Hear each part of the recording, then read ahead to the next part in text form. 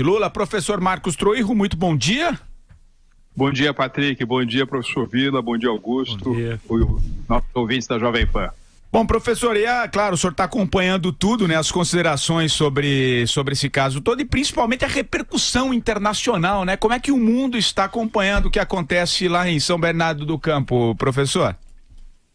Bom, Patrick, você sabe que eu estou no Rio de Janeiro e, para não ficar com muita inveja do Andreasa, né, que está em Paris, aqui atrás de mim, não sei se os internautas que nos acompanham conseguem ver esse quadro com a Place de l'Opéra e o Opéra Garnier no fundo, de modo que eu não me sinto tão abandonado por Paris. Eu e o Andreasa sempre teremos Paris, né? Mas eu acho, Patrick, que por dois lados, né? Em primeiro lugar, é curioso perceber como alguns órgãos de imprensa passaram por uma espécie de apagão da sua percepção sobre o Brasil. Você tem aquela percepção que estava muito forte quando o Brasil estava crescendo mais de 5% ao ano, quando tinha aquela história do Lula ser o cara, aquela história da capa da The Economist com Cristo decolando. E depois as notícias com a saída do Lula foram mais relacionadas à derrocada econômica no Brasil, mas não houve uma associação muito clara entre esse declínio brasileiro e as sementes do mal plantadas naquele período entre 2003 e 2010, depois com a sua sucessora. Aliás, eu vou lembrar o professor Vila, né? Sim. Eu vou levar em consideração que o governo Lula petista no Brasil começa em 1º de janeiro de 2013 e ele vai até o ano de 2016 com o impeachment da Dilma Rousseff.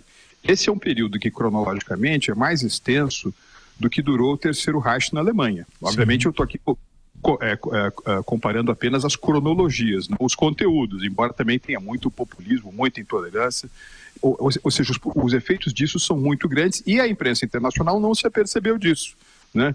Então, agora, em determinados veículos de comunicação, quando aparece essa notícia mais incisiva da iminente presidência do Lula, reaparece aquela trajetória do menino pobre, do imigrante. Mas é curioso também como isso mudou rápido. Para vocês terem uma ideia, o Washington Post fez uma matéria em relação à qual eu colaborei como entrevistado, que foi publicada na manhã, que saiu no final da tarde da quinta-feira, logo depois da decretação da prisão, e que tinha como título Decisão Judicial arremessa o Brasil no caos político. Ficou no ar mais ou menos umas 5 horas e depois o editor do Washington Post rapidamente trocou a sua manchete, também na versão impressa, para a prisão de Lula deixa o jogo de sucessão aberto, que é alguma coisa menos imprecisa, mais próxima da realidade. Então, essa é a minha primeira observação, Patrick, uma mudança de percepção na cobertura internacional de que também o presidente Lula tem muito que ver, além, obviamente, dos seus problemas com a justiça, por esse momento de grande depressão, né, que a economia brasileira e que o país entrou nos últimos anos. Uma consideração, Vila? Não, perfeito. O Marcos Troirro foi... É interessante isso, esse destaque, né? Como que a imprensa internacional... Quer dizer, aí eu fico imaginando... É uma velha questão que já foi dito aqui, Marcos, que os correspondentes estrangeiros normalmente ficam no Rio de Janeiro, né? É legal, claro, entre Brasília e o Rio, ninguém é louco de ficar em Brasília, né? Agora, mas politicamente as coisas acontecem em Brasília e economicamente em São Paulo, com todo respeito ao Rio de Janeiro, né? Nós sabemos disso e tal. E há um domínio, a impressão que dá lá no Rio de Janeiro, daquelas leituras mais à esquerda da conjuntura brasileira e tal. E esses correspondentes acabam incorporando essa visão de mundo e quando escrevem, parte desses pressupostos que são na maior parte deles, absolutamente equivocados. Né, você mesmo destacou. De início, falar que ia ter uma convulsão social no Brasil. É só uma pessoa que não tem um conhecimento do Brasil que poderia escrever tal coisa. Porque nós sabemos que a eleição de 2016, por exemplo, a derrota histórica que o PT teve nos municípios que dominava, inclusive no ABC, que tem todo um caráter simbólico, e mais ainda em São Bernardo do Campo tal.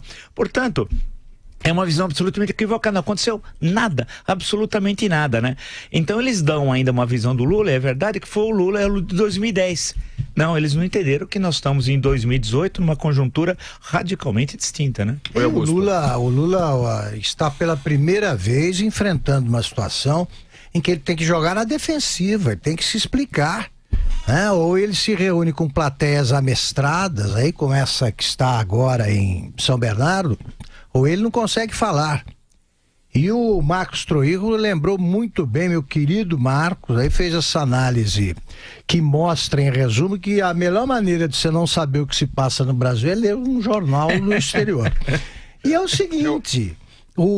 Todas as redações que eu dirigia, a primeira coisa que eu proibia era a palavra caos. Caos é um negócio muito grave. Caos é o dia da criação. Isso. Caos é a Síria.